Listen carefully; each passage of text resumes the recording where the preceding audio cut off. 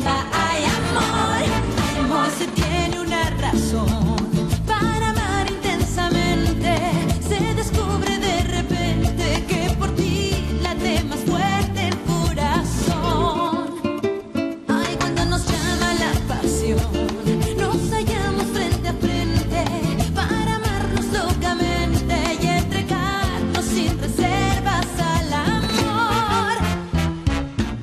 Ay, amor, quédate muy dentro. Aquí está tu Rosalinda para vivir en tus sueños.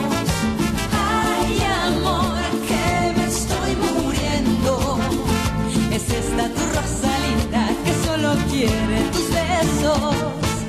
Ay, amor, aquí está tu Rosalinda para vivir en tus sueños. Toma mi alma, bebe mi cuerpo, que por tus besos me estoy muriendo. Ay, amor, es esta tu Rosalinda que solo quiere tus besos. Rosalinda, Rosalinda.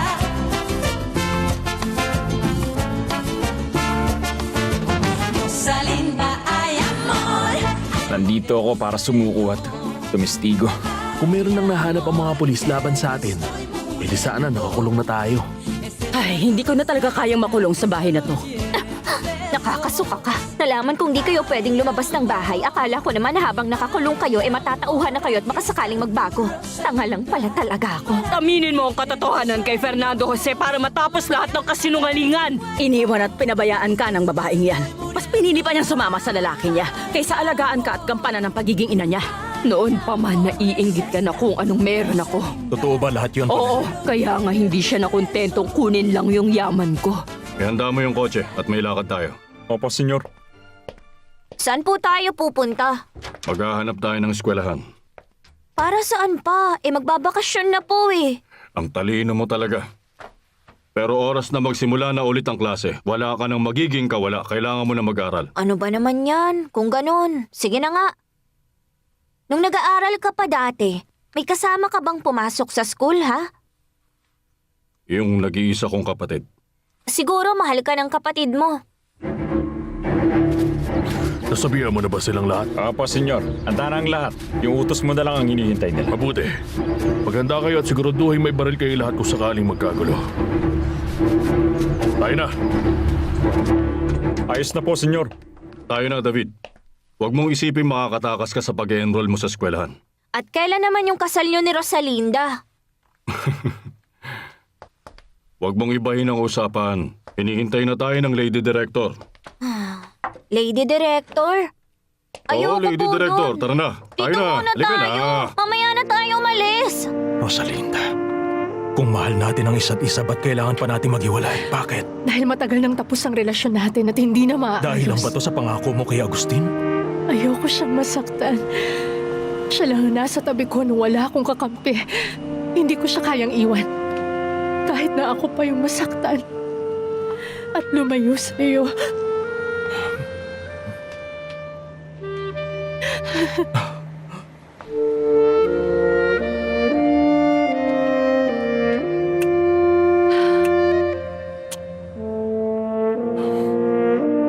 Ba't mo sinabi sa kanya na galit ka kay Miss Serias at na gusto mo siyang mamatay noon pa? Dahil sawang-sawa na ako sa dami ng mga tinatanong niya sa akin. Hindi mo ba naisip na ginawa mong pangunahing suspect yung sarili mo sa pagkamatay niya? Bakit kayo basta-bastang pumapasok dito sa bahay ko? Para sa pagpatay mo kay Miserias, sa pagkamatay ni Berta Alvarez, at sa paglason mo kay Florentino Rosas, inaaresto namin kayong dalawa. Mabubulo kayong dalawa sa bilangguan. Hindi ito matatapos ng ganito. Kapag nakausap ko yung abogado ko, iuutos ko rin sa kanya. Makinig ka, senyora. Tawagan mo na ang kahit sino. Wala na kayong pag-asa. Kasi may mga ebidensya na laban sa Mga inyo. hayop yung pulis kayo! Tumahimik ka, wala ka ng lusot ngayon. Sige, dalhin na sila. Hindi! Mahal ko, naalala mo nung una tayo nagkita. Oo, syempre naman. Nung nakita kita, alam kong magiging pinakamahalagang parte ka ng buhay ko. At ngayon, eto na. Ikaw na ang babaeng pinakamamahal ko. Palagi kitang mamahalin, palagi. Fernando Jose, kailangan na nating tanggapin ito. Natapos na yung pagmamahala natin. Ayun ang gusto mo. Kung ako lang ngayon din aalis tayo kasama si Erica, pupunta sa lugar na walang nakakakilala sa atin. Magsimula tayo ng bagong buhay. Hindi. Kabaliwan lang ang iniisip mo. Kabaliwan pa para sa'yo ang ipaglaban kita. Hindi, Fernando Jose. Ngayon, huli na ang lahat para sa ating dalawa. Sandali. Ibig sabihin, nagpapaalam ka na sa akin? Oo. Mas makakabuti sa ating dalawa na wag na tayong makita pa. Kung hindi man ikaw yung lalaking makakasama ko, ayoko nang magkita pa tayo dahil alam kong hindi ko kakayanin yun. Dumalo ka kahit kailan mo gusto para makita si Erica. Pero ako, hindi mo na ulit ako makikita pa.